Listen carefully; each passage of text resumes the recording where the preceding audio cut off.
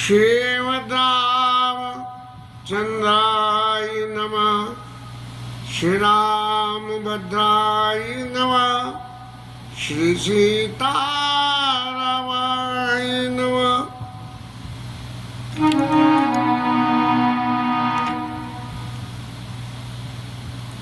कल तक के कथा विश्राम में जानकी मैया की अग्नि परीक्षा होकर और राम जी के वाम भाग में विराजमान हो गई और देवताओं ने जो है हाथ जोड़ के, सिद्ध ने, मुनियों ने, सबने भगवान के सामने जो है भगवान की वंदना करने लगे। अब देव शरीर तो स्वार्थ का शरीर है, सीधी सी बात है। जब स्वार्थ सिद्धि हो गई तो देवता भगवान की वंदना करने लगे, रणभूमि में वंदना करी।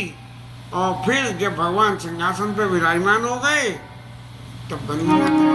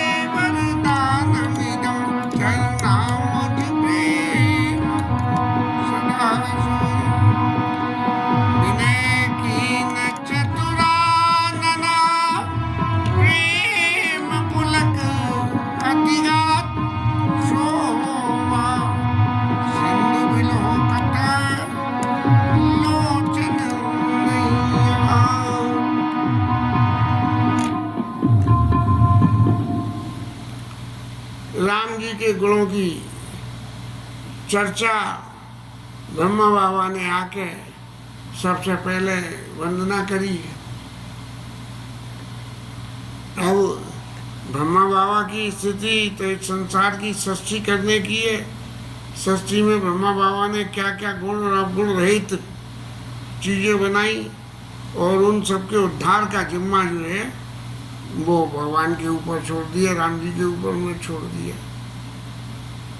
सारी वंदनाओं ने शेष में भगवान के उस विभूति योग का वर्णन हो गया कि महाराज आप अत्यंत सुंदर हो, आपकी ये कमल के समान नेत्र हैं, बिना कारण दीनों पर दया करने वाले हो, संसार सागर से पार करने वाले हो, आप चाप बाण धारण करने वाले हो और आपको सब तरह से इस संसार में हर रूप में आप विद्यमान हो।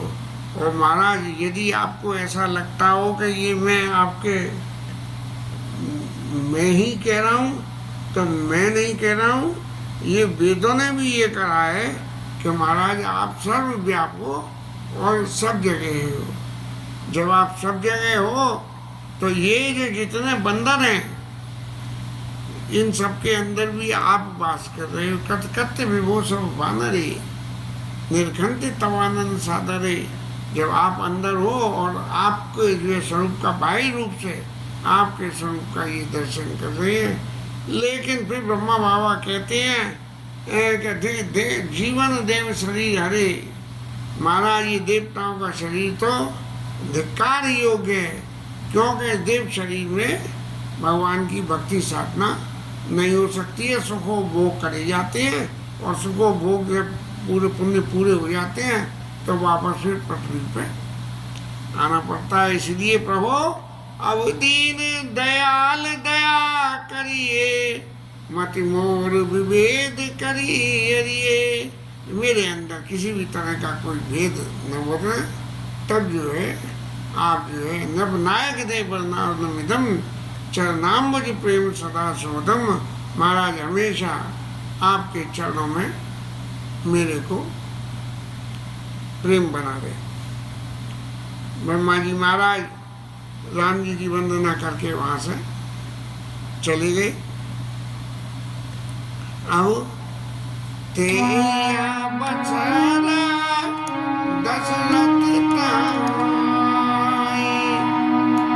तनया बिलोकी नैन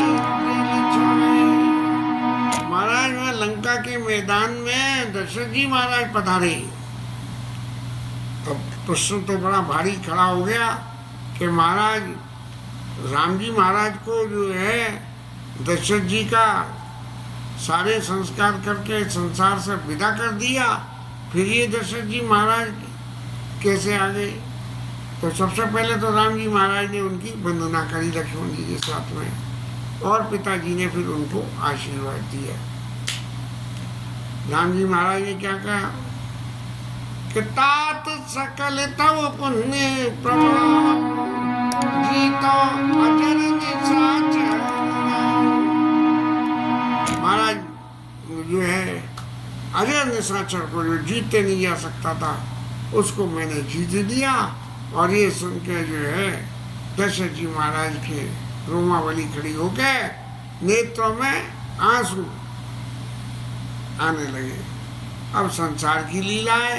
अब संसार की लीला, दशरथ जी महाराज भगवान के धाम में गए और वहाँ से सशरीर फिर पृथ्वी पे आए और फिर पृथ्वी पे आके और राम जी की बातों को सुन के इस पृथ्वी के संस्कारों में फिर लिप्त होते देख के रघुपति प्रथम प्रेम अनुमाना चितई पितई दीने उदर ज्ञाना। तब जो है उनके प्रेम को देखते हुए कि इस लौकिक जगत के शरीर में दशरथ जी महाराज को कितना प्रेम है, उनको बड़ा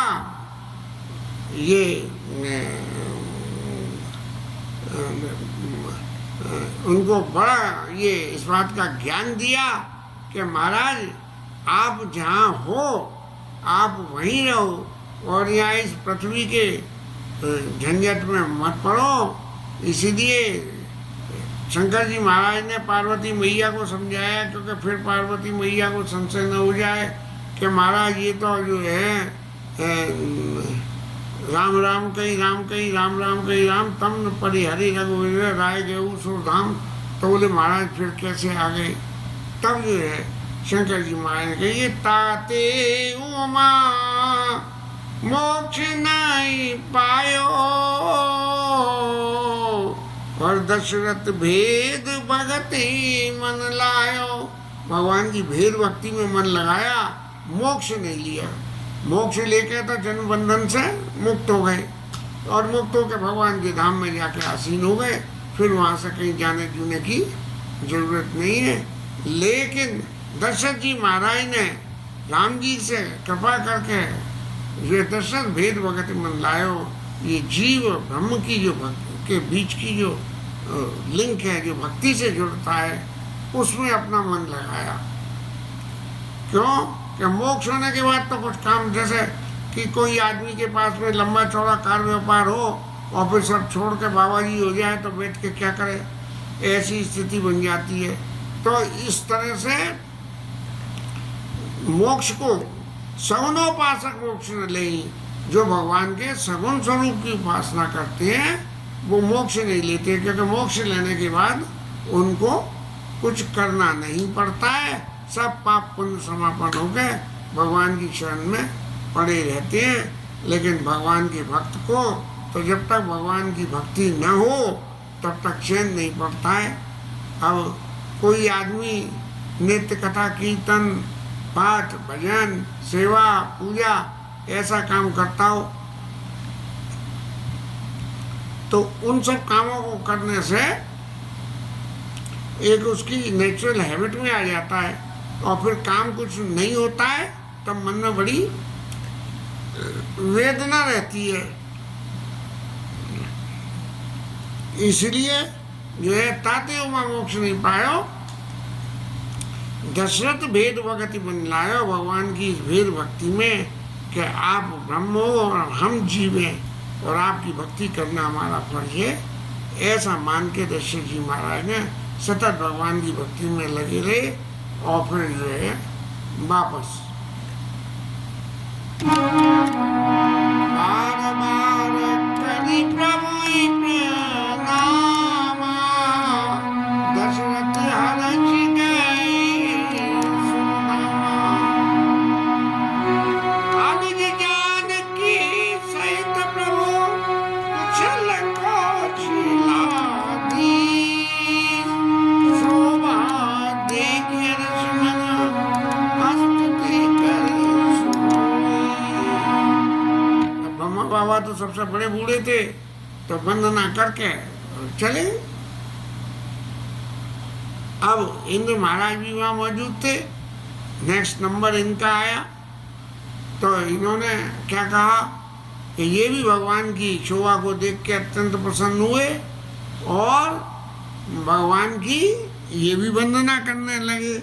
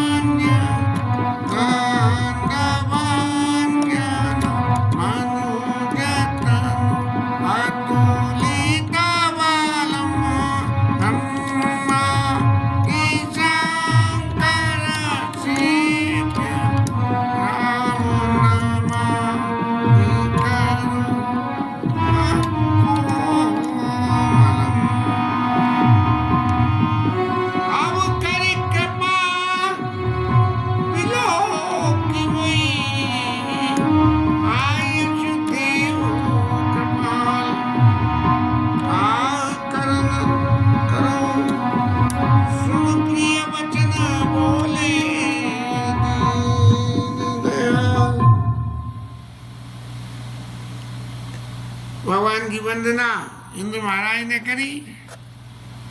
सब भगवान के विभूति का वर्णन कर रहे हैं। महाराज आपने रावण को मारा, बहुत अच्छा करा, देवताओं की रक्षा करी और सब जो है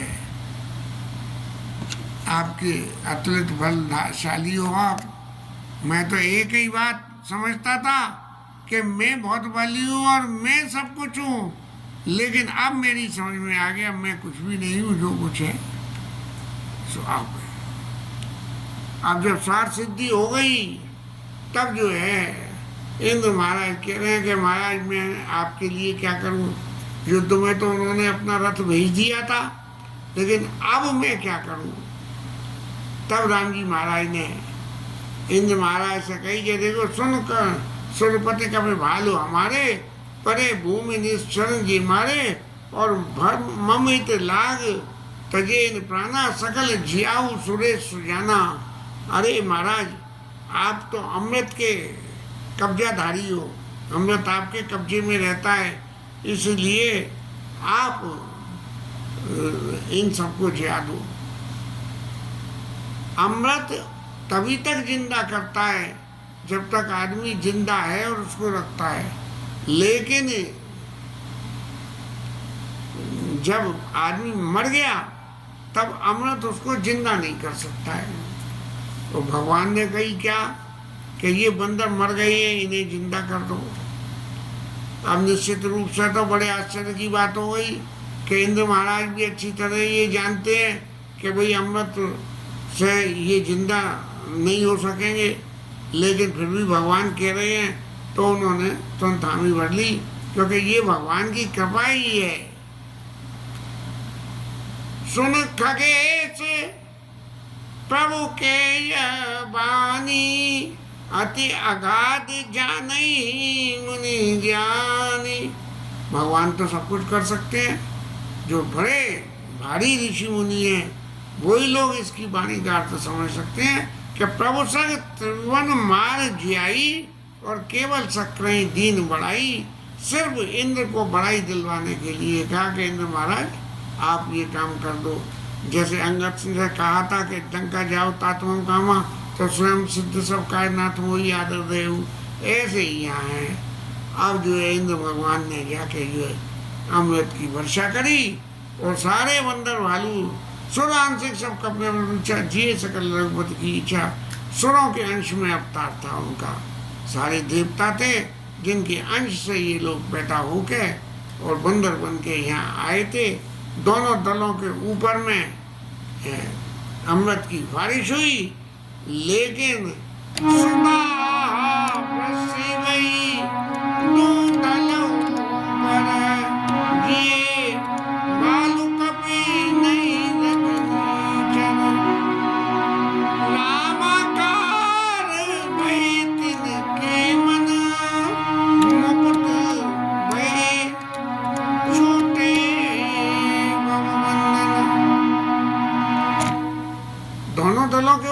ये तो बंदर भी और राक्षस भी, लेकिन जिंदा सिर्फ बंदर हुए।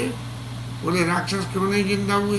क्योंकि राक्षस तो सब मुक्त हो गए, मुकुट भय छूटे वो बंधन।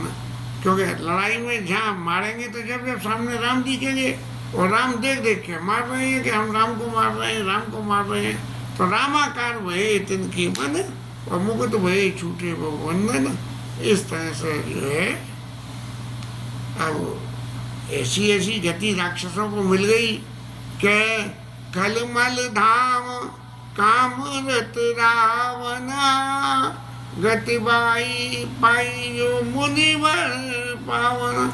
जो गति भगवान के भजन करने वालों को मिलती है वो जो है इन राक्षसों को, जो रावण की सेना में भर्ती थे और मारे गए, उनको सुमनि बरस सब सुर चले चढ़े चढ़े रुचिर विमान, जाने देखी सुअवसर सम्मुत, देखी सुअवसर प्रभु पई आयऊ शंभु सुजान। अब महाराज शंकर जी महाराज खुद में ही पधार गए। पार्वती मैया से कह रहे हैं कि मैं भी जो है माँ भगवान की वंदना करने गया था उस दर्शन को देखने के लिए कि भगवान ने इतनी बड़ी रावण लंका को फतेह कराए, तो प्रभु की उस विभूति का दर्शन तो करके आवे।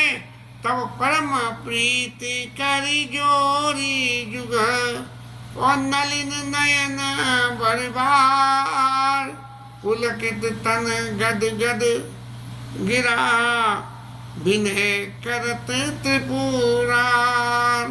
शंकर जी महाराज जो है पुलकायमान हो गया, कंठ गदगद हो गया और भगवान की वंदना कर रहे हैं। शंकर जी की वंदना कर लेंगे,